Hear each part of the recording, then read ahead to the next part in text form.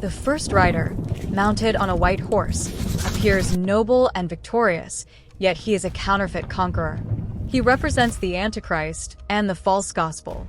The four horsemen are not for the church under grace, but for the unbelieving world during the tribulation, those who rejected Christ's salvation and remain to face judgment.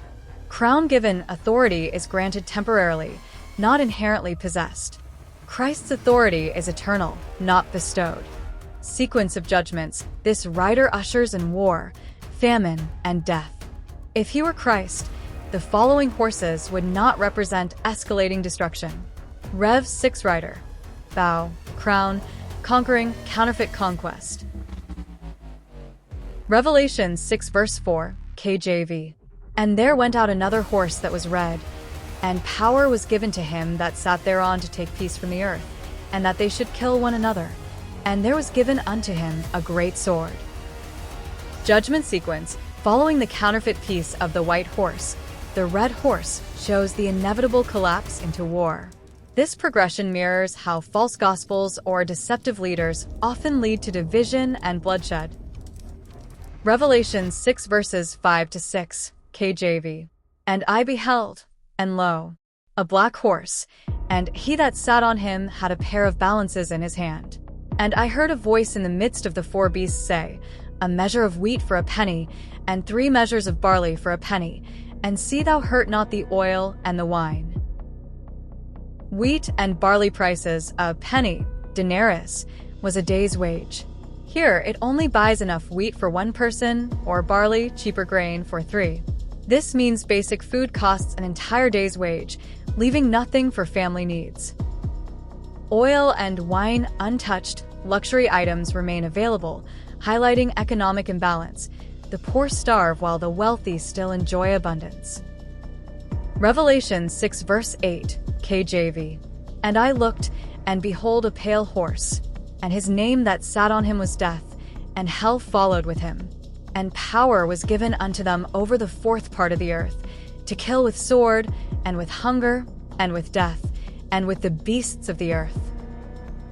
The Greek word chloros means pale, sickly green, like the color of decay. It signals disease, lifelessness, and corruption. The rider named Death, unlike the other horses, this rider is explicitly named. He embodies mortality itself. In summary, the pale horse represents death and the grave, unleashed as the final judgment in the sequence of the 4 horsemen. It shows the end result of deception, war, and famine, total destruction, yet still under God's sovereign control. Revelation 9 verses 14 to 15, KJV. Loose the 4 angels which are bound in the great river Euphrates. And the 4 angels were loosed, which were prepared for an hour and a day and a month and a year, for to slay the 3rd part of men.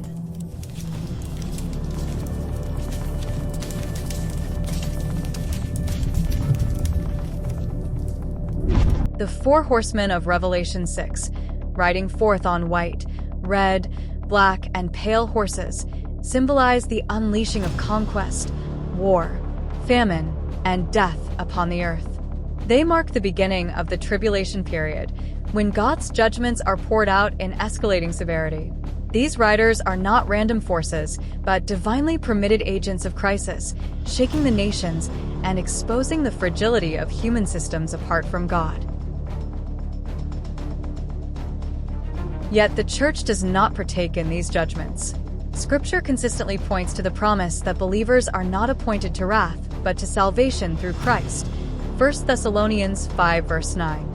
The bride of Christ is called to watch, be ready, and remain faithful, but she is also assured of deliverance before the seals are opened. Just as Noah was preserved through the flood and Lot was removed before fire fell on Sodom, the church is kept from the hour of trial that will come upon the whole world. Revelation 3 verse 10. This distinction is critical. The 4 horsemen ride as instruments of judgment against a rebellious world, not against the redeemed. For the church, these visions serve as warnings, not destinies.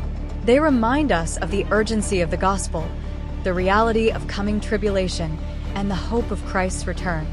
While the world trembles under the hoofbeats of judgment, the church stands secure in the promise of her bridegroom, awaiting the day when he gathers his people to himself.